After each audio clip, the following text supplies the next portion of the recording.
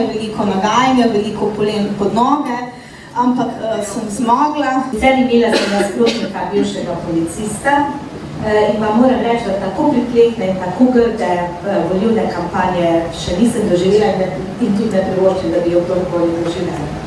To so bili res zelo nizki udarci, celo tako daleč je šlo, da recimo so imeli prav, ampak to je moški svet delal, to niso delale ženske, to sem kasneje ugotovila.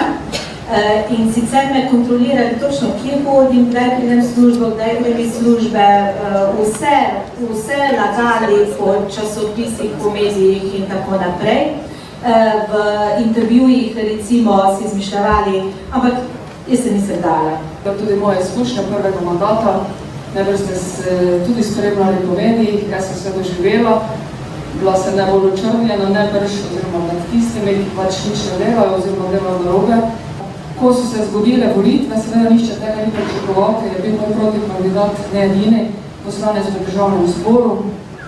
In seveda, ko se je to zgodilo, niso mogli verjeti, ampak so takrat vseeno prišli na plan tiste zgodbe, ki jih meni niso iskreno povedali, kje kdo želi sedeti in tako naprej. Jaz temu nisem podlegla, seveda sem tako izgubila večino v občinskem svetu oziroma podporu, ampak smo rekli, rajši delamo z 9 iskrenimi ljudmi, kot pa seveda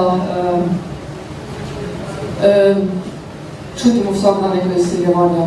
Sem imela zelo take grde podle igre našega bivšega župana, od tega, da me je kazensko ovadil, da sem leta, ne vem, katerega, 2008 ponarejala neke podpise, do tega, da mislim, res grde stvari, ki se dogajajo še danes ni pozabil, v bistvu, da ni več župan.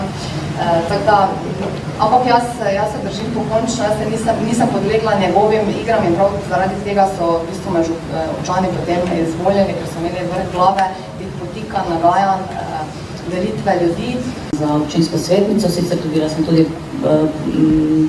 spodbude, da naj bi za županjo kandidirala, ampak mislim, moja osebna odločitev je bila, da tega v našem okolju ne bom naredila, ker naše okolje mislim, da ni najbolj primerno oziroma dovolj zrelo, da bi